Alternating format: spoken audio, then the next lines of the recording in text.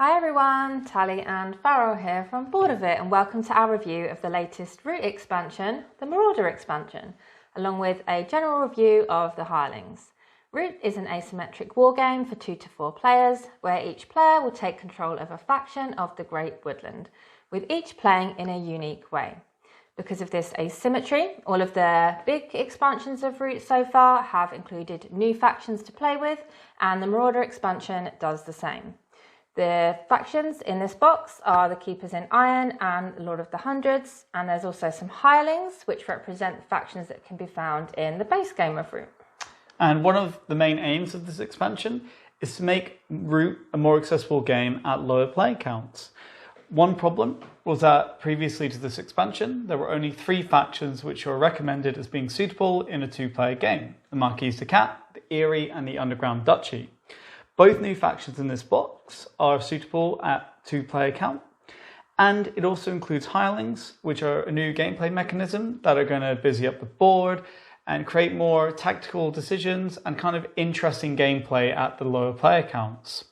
And on the other end of the spectrum, what you have is, if you add one of these expansions, be it the Marauder or any other faction expansion, you can actually make Route a 6-player game.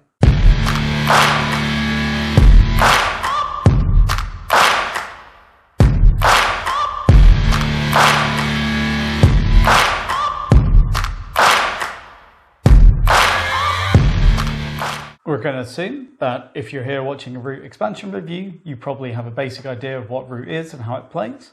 So we're not going to go into that. But if you don't, then feel free to check out our recent Route Buyer's Guide, where we go into all that in a lot of detail. But what we are going to do is go into what all the new content is in this box. The Keepers in Iron aren't from the Great Woodland, but they're having a little archaeological dig in order to find some relics from a forgotten civilization, and then ferry those relics away to their own homeland, much like the British in Egypt. Gameplay-wise, their close comparison would be the Eyrie in the core way that they play. At the beginning of their turn, they can either lose a warrior in order to set up a camp, or decamp and gain a warrior. Then they can spend matching cards to recruit. But the most important part of their turn is activating their retinue, which is a run of cards like the Erie's Decree, which dictates what actions can be done and in what order. But the major difference is that activating any of these cards is optional. Essentially, what they need to do is control a clearing and then delve for the relics which are littered in the forests on the board. Then they need to move it to a matching way station and recover it, which is how they score points. The trick, though, is that they need to control enough of the right clearings when delving or recovering, otherwise they'll lose the cards that they used in their retinue. The Lord of the Hundreds is a charismatic and terrifying leader who has arrived at the Great Woodland with his hordes of warriors, hell-bent on one goal: complete domination, much like the Imperial British anywhere. So the Lord of the Hundreds is pretty straightforward to play as in some ways, because all they're going to be doing really is moving and attacking. So they start their round by recruiting to where their warlord is, and then recruiting to all their strongholds, which are their buildings. And then you'll have to pick your warlord's mood for that round. Because the warlord is fickle, they're always changing what their mood is, and you have to pick a new mood card. And these are basically just bonuses for that round. They'll give you some sort of special action or alter something in how you play. And then you go to the main part of the round in daylight, where at first you can command the hundreds, which is where you have 3 options: move, battle, or build, and you can do that up to your level of command. After that, you move to the advance the warlord part, and advancing the warlord is basically each time you do it, it's a move and a battle combined, if you want to do both of them. And you can do that as many times as you have prowess. And how you up your command and prowess, because at the beginning you start with very little, is by gaining items. So the hundreds can craft items, and instead of getting the points, put them on their track, or they can loot items from other players in battle. More items, the more actions they have, the more they can do all this stuff, and which is essentially moving and battling. And they'll kind of steamroll through the woodland and get more powerful as the game goes on. So what you can also do towards the end of your turn is incite a mob, which is where you spend a matching card to place a mob token in a clearing. And at the beginning of the Hunter's turn, that mob token is going to raise any enemy buildings or tokens. The last thing they'll do every turn is score, and they score for the amount of clearings they control where there are no enemy pieces present. The Hirelings are non-player factions, and you'll always use 3 in any game where you decide to use them. Each Hireling has a demoted and non-demoted side.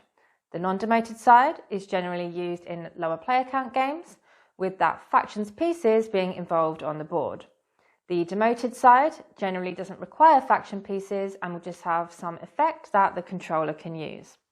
Whoever reaches 4, 8 and 12 victory points first will get to take control of a Hireling and will roll a special die to decide how long they get to keep them for, with the person in first place getting to control them for less time. Once the allotted time is up, which is typically a few turns, the controlling player will have to hand over the Hirelings to another player. In this expansion, you get 4 Hirelings, each of which represents the base game factions. So you have the Marquis de Cats, who will let you move and battle with them, and if they're demoted, you then get the Field Hospital ability instead. The Eerie are similar in that you can battle with them, but if they're demoted, they'll let you rule clearings even if you tie for control, and they'll score you some points for controlled clearings. The Woodland Alliance, they essentially let you do a revolt in a clearing where they are, or if demoted, you get their guerrilla warfare ability at the cost of a card. The Vagabond can be given crafted items in exchange for a point and card, or you can force them to battle other players. If they're demoted, then they will let you take items from ruins or steal cards from other players. So firstly, we think the 2 new factions are great and both mechanically interesting. We really like how the Lord of the Hundreds seems straightforward, but it's actually quite tough because you only ever get to draw 1 card at a time. Yet you need cards to build strongholds, craft items and incite mobs. The decision of what to spend your cards on is a really interesting one, and an equally as interesting decision is deciding what mood to pick for that round and how to best align that to your strategy for the turn. They're best for someone who likes classic dudes on a map gameplay, as they are straight up move and chuck dice.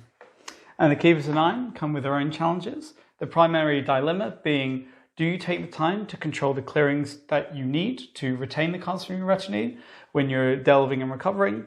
Or do you sacrifice those cards, giving yourselves less actions and maybe less flexibility in the next couple of rounds, but to get those points there and then? They're kind of a little dramatic, a little exciting faction to play, because when you're flipping these relics, when you delve, you don't know what the value is going to be on them, and that affects if you're going to retain the cards in your retinue or not, how many points you're going to score. So every time you're flipping one over, you get this little kind of dramatic moment, which is quite fun. Also, they're quite an interesting faction to play as. They feel quite unique to me, because the way they are is that they usually control 2 or 3 close-knit clearings, and then they'll kind of, rinse all the relics out of the woods, and then they'll pack up and they'll move on, and you kind of move them around the board. It's just quite interesting. They're probably best for an experienced Root player, someone who wants a challenging, intricate faction, but one that feels a little bit novel to the other factions. We will say though that in terms of win rate, we do feel like the Lord of the Hundreds may turn out to be one of the strongest factions and the Keepers in Iron may be one of the weakest. The Lord of the Hundreds are particularly tough to slow down. They may start off the game pretty slow as they struggle with juggling to spend cards on building strongholds, crafting items and inciting mobs, but eventually they'll gain a few more items, and once they have them, they can't lose them. Thus, they only grow more powerful and can move and attack more, so every round they'll be scoring something. So they're just particularly tough to slow down unless you have another heavy militaristic faction on the board. We've seen them go from pretty much an unwinnable position mid-game to just leaping ahead and winning because they have such strong late-game momentum. On the other hand, the Lord of the Hundreds are kind of easy to disrupt, and once disrupted, it's hard for them to get their momentum back. One of their biggest issues is that they have to spend cards to recruit warriors. But setting aside the fact, do they even have the matching cards for where they need to recruit the warriors to? They also have to spend cards to take actions with their retinue, which is how they actually score points. And obviously they're going to lose cards from their retinues often as they take actions around the board, which means they have to keep refilling it. So even though they can draw a lot of cards easily, it's often still very tough, particularly if you're being attacked by a heavy-hitting faction like Lord of the Hundreds. Because if they come in, destroy a few way stations, get rid of a bunch of your warriors, it's very slow to build back up. And then while you're doing that, you're pretty much vulnerable to anyone on the board. And there's a few other things, but they're generally quite a tricky faction to keep going. So definitely not saying they're broken or anything like that. If you're experienced with Root, you're going to know what we're talking about, just that they're kind of easy to interrupt. But they're definitely fun to play as, and we just, don't give them to a novice player is all we're saying. So we personally think the Hirelings are a great addition to Root due to the various ways they tune up the gameplay. Firstly, they're great for making the board more busy in a 2-player game, filling up the game so that the map isn't completely empty. Secondly, they generally make for a really great catch-up mechanism, as the player who has to hand over a Hireling to another player is probably going to pick the person in last place, giving them more options and power. Lastly, because the players want to get to the Hirelings first, this typically forces players to race for points, which can make for a more interesting game as it typically creates more conflict. But what we would say is that as a catch-up mechanic, we don't think it works as well generally at 2 players as it does at 3 or 4 players.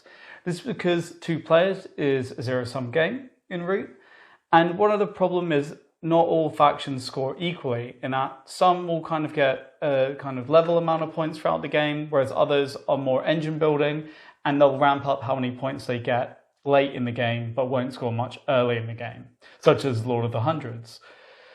But what then tends to happen is you'll get the former faction getting the points and the Hirelings first early in the game, and then they'll only have them for 1 or 2 turns. Then they'll have to pass them to the only other player, which is a player with this engine building faction.